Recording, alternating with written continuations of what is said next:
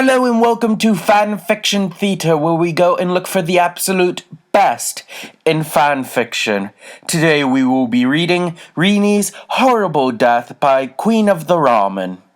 Chapter 1, The Setup. OMG, WTF, busted. My friend totally yelled at me for posting this under her name. Yowie mistress, little Washu, your girl yell at her for me, lol. So now I'm posting it under my name. Hope you enjoy it. Serena rubbed the bump on her head. Once again, as she had been about to receive a kiss from her beloved Darian, that brat Rimi had fallen from the sky and ruined a perfectly good day. She glared at Rimi, who was receiving a piggyback ride from her father, future father. She knew Rimi was her and Darian's child, and she should have had loving feelings towards her, but she didn't. All she felt was annoyance, anger, and hate. That's right, she hated the little brat. A smile crossed her face as she began thinking of a plan to get rid of the little pest for good. Rimi looked around the beach, confused. Serena, you and Darian was going to meet us here. Did you mess up again, meatball head? Serena smiled down calmly at the pink-haired parasite. He's waiting for us in the cave, she said, gesturing at an opening in the rocks near them, about large enough for two grown men to enter side by side. He's probably finishing up the last touches for the party. Serena let a hand fly to her mouth in mock surprise. A party for me? Rimi smirked. Rimi entered the cave, her eyes slowly adjusting to the darkness. Hey, I don't see Darian here, she cried, just as Serena crashed the stone down on the back of her diabolically pink head. Rimi's eyes rolled into the back of her head as she fell to the cave floor, unconscious. Serena put two fingers on her wrist to feel for a pulse. Good, it's still there. I'd hate for the fun to be over so soon. When Rimi came to, she was lying on a wooden table with metal shackles on her wrists and ankles to keep her from escaping. At first, she didn't know where she was, but as she squinted into the darkness, she recognized that she was still in the cave. Serena, she moaned, where are you? What's happening? Serena stepped from out of the shadows and walked to Rimi's side. Are you comfortable, my autumn? She sneered. What are you doing? What's happening? Rimi began to reach her transformation brooch. At least the chains allowed her enough slack to do that, but there was only empty space where it once had been. She cried out in despair. Looking for this? Serena held up the pink heart-shaped brooch in her right hand before casually tossing it over her shoulder. What are you doing to me? Why are you doing this? Rimi began crying, and large sobs began to shake her small frame. Me? Oh, I'm just getting revenge. There was an unnatural gleam in Serena's eyes. Revenge on all those times you bothered me. Revenge for all the times you got between me and Darian. Revenge for all the times you tried to steal my beloved away. With that last remark, she slapped Rimi, leaving a red hand mark across the young girl's cheek. I'm sorry, Serena. Rimi struggled to catch her breath between sobs. I'm sorry. I'm afraid sorry isn't going to work this time, bitch. Chapter 2, The Death. Serena walked to the side of the cave and picked up a black case that was sitting there. She set the case down on the chair next to the table and opened it up. Rimi couldn't see what was in the case, but she could see what was taken out. A small gleaming silver handsaw. She gulped in fear and began to struggle against her restraints. Serena took hold of one of Rimi's flailing hands and laid it flat against the table, the palm facing upwards. She placed the teeth of the saw against the base of the pinky.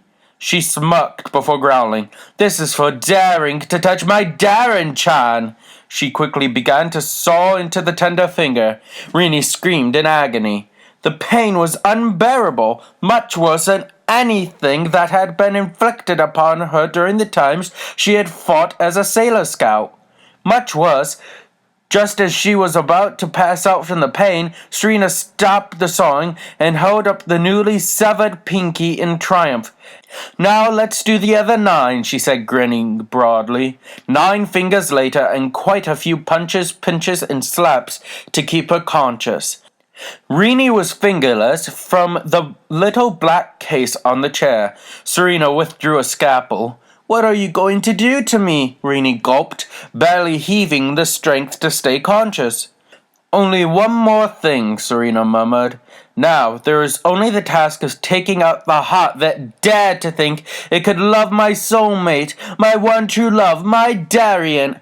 Rimi was dead before it was fully removed, which is probably the best for her sake anyhow. When the heart was fully removed, Serena threw it down on the ground and repeatedly trod upon it and spit upon it. She exited the cave with the black case and transformed into Sailor Moon. Using her moon tiara magic, she caused a landslide, which collapsed the cave. She de-transformed and used her Luna pen to disguise herself as being entirely free from blood and gore herself, and her clothes completely clean, and the black case as her school bag. When she got home, she immediately went to the bathroom, locked the door, and finally clean enough to wrap up a towel around herself and make her way to her room. She made Luna leave the room while she put on a fuku and stashed the case in her secret hiding place, which not even Luna or Darien knew about. Opening the door, she assumed her cheery disposition again. "Okay, Luna, you can come in now. I'm fully clothed." Luna slunk into the room and leapt onto the bed. "Honestly, why I must leave the room every time you get dressed is beyond me." Serena just let out an exaggerated sigh and began balancing a pencil on her nose. "Have you seen Rimi lately?" Luna curled her tail around her legs and looked up at Serena. "She hasn't been home all day." "She went back to her own time this morning," Serena said, letting the pencil drop to the floor. Luna gasped in shock. Without saying goodbye, Serena shrugged. "Who knows why the little brat does anything? Anyway, she took all her clothes and Luna P with her, so maybe she's gone for good." Luna frowned in dismay. "Serena, that's your future daughter you're talking about." Yeah, Serena muttered. "Serena, lunch!" Ikuko called from downstairs. Serena raced downstairs to reach the food, Luna trailing behind him. It looks delicious, Mom," she said before digging in. Luna sighed. "Oh well," she thought, "if I know Rimi, she'll come back soon enough." And they never saw her again. The end. Now let's talk about what we have just listened to. Rini's horrible death. Well, I'll say that it's just violent and mean-spirited just for the sake of being violent and mean-spirited. I mean, Rimi is a little girl, and yet Serena/Sailor Moon is jealous for absolutely no good reason. And I think this is because the author is trying to be edgy. I also think that the author is obsessed with the yandere side of anime, which is a rather gruesome side of the anime fandom. The criticisms for this fan fiction have been numerous, including encouraging child abuse, which I can see why. The reason she went and she abused Rimi, her future child, is because she wanted to be with Darien or Tuxedo Mask. But why? Or why couldn't she just, loved her? I don't know. I give this fan fiction 2 out of 5 stars on the horrible scale. Though it may be violent, and though it may be just distasteful and violent, I think wording-wise it's not bad. There are much more fan fictions that have terrible grammar. Until next time, remember, killing a child isn't a way to get your husbando.